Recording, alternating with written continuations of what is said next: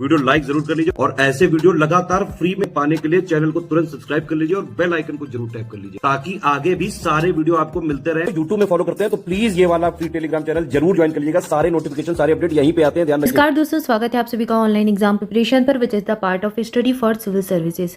दोस्तों, पिछले वीडियो में मुद्रास्फीति से संबंधित कुछ महत्वपूर्ण तथ्यों को देखा था। मुद्रास्फीति क्या होती है, साथ ही साथ इन्फ्लेशन के घटक देखे थे, तत्व देखे थे, प्रकार देखे थे।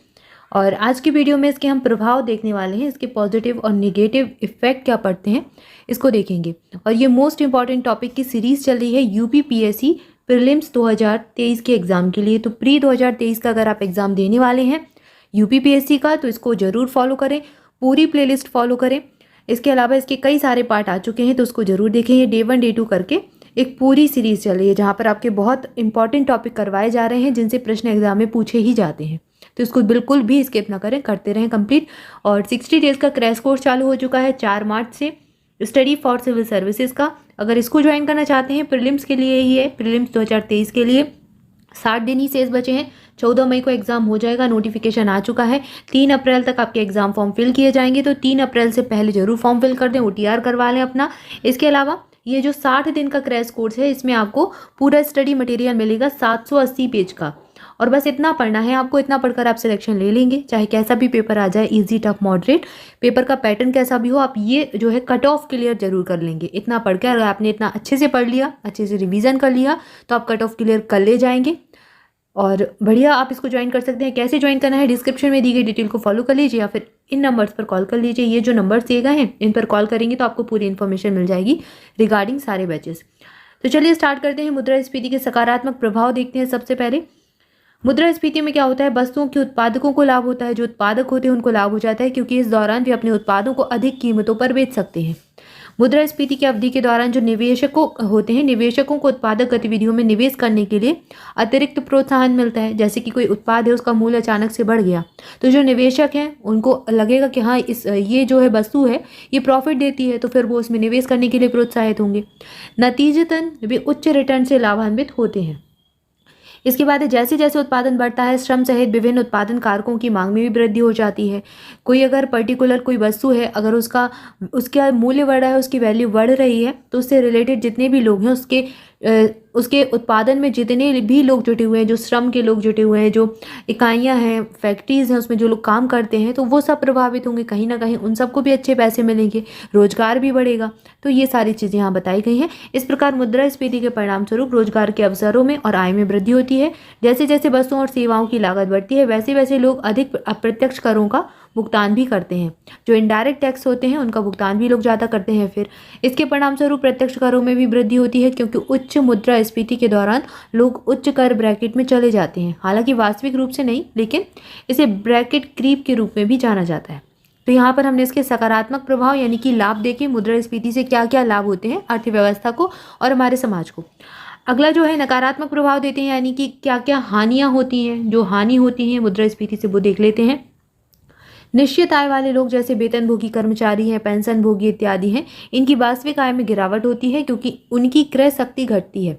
अब क्या है, जैसे कि कोई वस्तु है आज, जैसे कि पेट्रोल जैसे ठीक है, कुछ नहीं, सबकी नीनी है। जैसे आटा है, ठीक है, आटा है, या फिर गैस सिलेंडर ही ले लीजिए। गैस सिलेंडर जो है ये अगर अभी 800 रुपये का है, ठीक है, और फिर मुद्रास्फीति हुई, इसकी कीमत बढ़कर जैसे कि अभी 1100 हो गई है, ठीक है, इसकी कीमत 1100 हो गई है। तो ये जो है इसकी कीमत जो बढ़ गई है, इसका प्रभाव कैसे इन लोगों पर कितना पड़ेगा। जो वेतनभोगी लोग हैं, पेंशनभोगी हैं, इनके वेतन तो जैसे कि इनके वेतन कल जितनी मिलती थी उतनी ही आज मिल रही है, उतनी ही कल भी मिलेगी। इनका इंक्रीमेंट इतनी जल्दी नहीं लगेगा ना कि जैसे इस वस्तु का मूल्य बढ़ गया तो अगले महीने इनकी भी वेतन बढ़ गई, नहीं बढ़ेगी। इनकी सैलरी तो उतनी ही रहेगी, कम से कम 1 साल तक तो उतनी ही रहेगी। अगले साल जाकर थोड़ा बहुत इंक्रीमेंट लगेगा और इसके बराबर तो भी नहीं लगेगा। जितना मूल्य इसका बढ़ गया है परसेंटेज में, उतनी इनकी सैलरी नहीं बढ़ेगी। और जो पेंशनभोगी हैं उनकी सैलरी भी उतनी नहीं बढ़ेगी। उनकी सैलरी भी जो वेतन उनकी, जो पेंशन उनकी हर महीने उनको अगर 5000 रुपये मिलते हैं इस महीने में, तो 5000 रुपये अगले महीने में मिलेंगे। और उस 5000 में से जब पहले वो 800 का सिलेंडर खरीदते थे, अब 1100 का खरीदेंगे, तो उनके लिए तो क्या है, उनके जेब से तो ज़्यादा पैसे चले गए। तो बस यही बात यहाँ पर कही गई है कि जो वेतनभोगी होते हैं, जो पेंशनभोगी होते हैं, उनको इससे हानि होती है। दूसरी ओर कारोबारियों को लाभ बढ़ता चला जाता है, जिससे संबंधित अर्थव्यवस्था में आय की असमानता में वृद्धि होती है। मुद्रास्फीति के कारण वस्तुओं, कच्चे माल और साधन सेवाओं की कीमतें बढ़ जाती हैं। साथ ही विभिन्न परियोजनाओं का जो परियोजनाएं होती हैं उन पर सरकार का व्यय भी बढ़ता है। कम क्रय शक्ति समानता के कारण डॉलर की मांग बढ़ जाती है, जिससे भारतीय रुपए का मूल्यह्रास होता है। इससे निर्यातकों को तो लाभ होता है, किंतु जो आयातक होते हैं उन पर बोझ बढ़ जाता है। जो आयात करने वाले लोग हैं, बाहर से कोई वस्तु मंगानी है और उसका मूल्य बढ़ गया है तो फिर उन पर तो बोझ बढ़ जाएगा, क्योंकि उनको तो पैसे देने हैं और पैसे जब देने हैं तो वो ज़्यादा लगेंगे। तो बस यही सारी चीज़ें यहाँ पर बताई गई हैं। इसके बाद कुछ हेडलाइंस देख लेते हैं। हेडलाइन मुद्रास्फीति और कोर मुद्रास्फीति क्या है, इसके बारे में देखते हैं।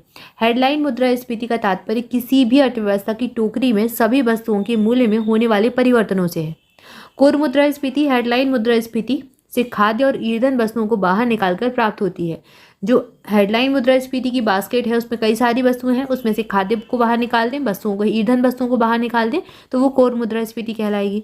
चूंकि ईंधन और खाद्य पदार्थों की कीमतों में उतार चढ़ाव होता है और मुद्रास्फीति की गणना में अस्थिरता की स्थिति उत्पन्न होती है, इसलिए कोर मुद्रास्फीति हेडलाइन मुद्रास्फीति की तुलना में कम अस्थिर रहती है।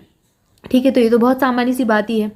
एक विकसित अर्थव्यवस्था में खाद्य और ईंधन घरेलू खपत टोकरी का 10 से 15%, जबकि विकासशील अर्थव्यवस्था में यह टोकरी का 30 से 40% हिस्सा होता है। विकसित अर्थव्यवस्थाओं की तुलना में विकासशील अर्थव्यवस्थाओं के लिए हेडलाइन मुद्रास्फीति अधिक प्रासंगिक होती है। तो यहाँ पर कुछ एक जो टर्म है हेडलाइन मुद्रास्फीति और कोर मुद्रास्फीति, उसके बारे में बताया गया है। अब प्रश्न देखते हैं। प्रश्न किस प्रकार का पूछा जा सकता है। निम्नलिखित कथनों पर विचार कीजिए। उपभोक्ता मूल्य सूचकांक जो CPI होता है में भोजन का महत्व थोल मूल्य सूचकांक से अधिक होता है। WPI में सेवाओं की कीमतों में परिवर्तन अधिकृत नहीं किया जाता, जबकि CPI में ऐसा किया जाता है। तीसरा कथन है वर्तमान में भारतीय रिजर्व बैंक ने मुद्रास्फीति मापने और प्रमुख नीतिगत दरों को बदलने का निर्णय लेने के उद्देश्य से WPI को अपनाया हुआ है। तो यहाँ पर बताना है कौन सा कथन सही है। ऑप्शन ए सही उत्तर हो जाएगा, 1 और 2 कथन सही हो जाएंगे। ठीक है, ऑप्शन ए और बी, ऑप्शन पहला कथन और दूसरा कथन ये सही है, तीसरा वाला कथन सही नहीं है, तो ऑप्शन ई यहाँ पर हम सही उत्तर चुन लेंगे। इसके बाद अगला कथन देखते हैं। अगला प्रश्न क्या है। निम्नलिखित में से कौन सा संस्थान या फिर कार्यालय भारत में थोक मूल्य सूचकांक डेटा प्रकाशित करता है। तो ये कौन करता है, आपसे बन ही जाएगा अगर आपने पिछला वीडियो देखा है। तो ये जो डेटा है ये वाणिज्य और उद्योग मंत्रालय के द्वारा जारी किया जाता है, प्रकाशित किया जाता है। ऑप्शन बी सही उत्तर यहाँ पर हो जाएगा। इसके बाद अगला टॉपिक हमारा है वित्तायोग, जिसको हम अगले वीडियो में देखेंगे। तब तक के लिए आप सभी चैनल के साथ जुड़े रहें। चैनल को सब्सक्राइब जरूर कर दें, वीडियो को लाइक जरूर कर दें और अपने दोस्तों के साथ भी शेयर करें। Thank you for watching this video. मिलेंगे नेक्स्ट वीडियो में। Thank you so much.